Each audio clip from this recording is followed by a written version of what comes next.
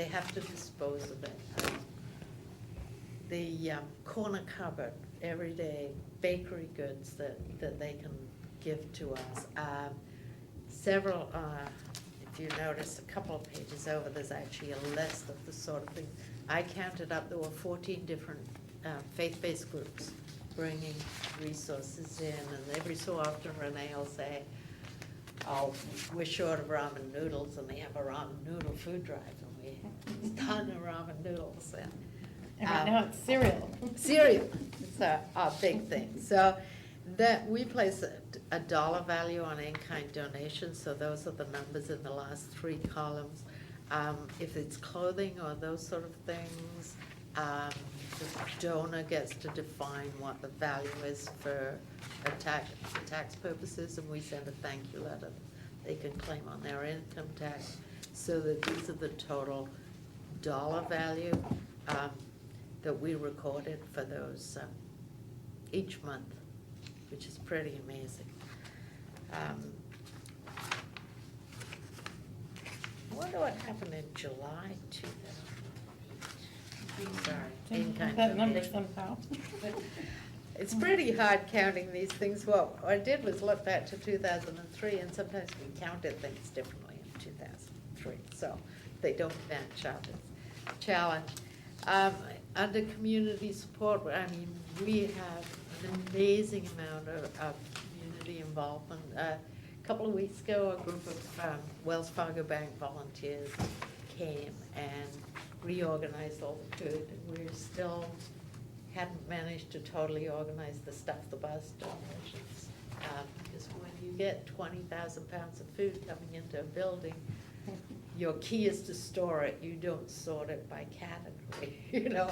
So it's taken a few months. It's taken them 3 or 4 days. They've been just amazing. Sorry.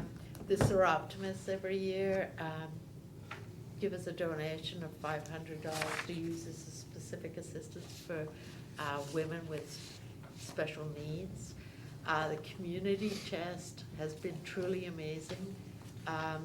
The reason we are open to 1 o'clock every day is that they have funded the additional hour, because they were concerned that people who might be working at 12 to 1 was a key time period. So we did a study for them. We showed that they were right.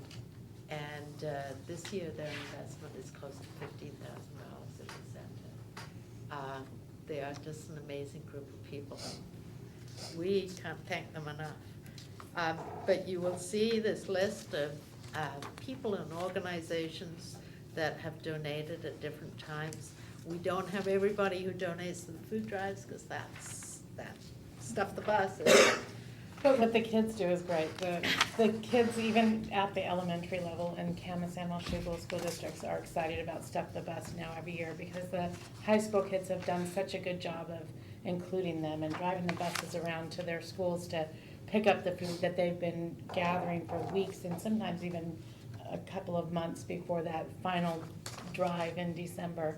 But when I went to the schools this year and talked with them, and they had elementary students there, and they were lined up along the fence watching the buses go down the road, it was really quite the scene. So the kids get excited, and what a great way for them to be a part of their community and provide such a good resource.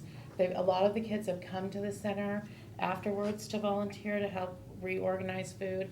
They see us making up food boxes. They ask questions about what the center does, what our partners do, and it just really has been a good learning tool for them. And we really just try to thank them time and again for all of that hard work, because without that food, some of the numbers on food boxes that we've given out per month go way down right before December, because we run out of food right before that big food drive in December.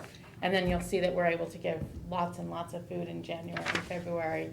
And so when they see that, that really makes them feel good. So we want to keep them thinking positive about helping feed their community. And one of the concerns of this last year for Stuff the Bus was it was going on during walk and knock.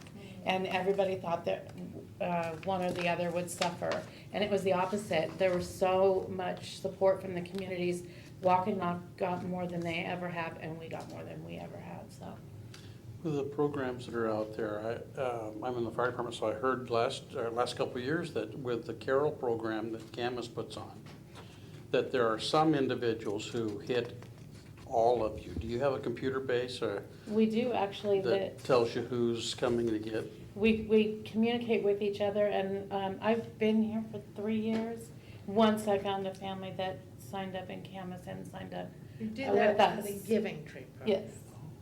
But for food, we don't, but for Giving Tree, I'd heard that I'd kind heard of something holiday that- program. I One think family had got 4 different agencies Yeah, and had more food than they could eat, so There you will have be, that. there happen. will be people that will try to do that, But we have sort of limited it over the holiday, gift packages and programs, and that's a Clark County wide, and it's coordinated by the Salvation Army, and we fought off being involved in it for a while, and because we don't like to do a lot of paperwork for every family if we can help it.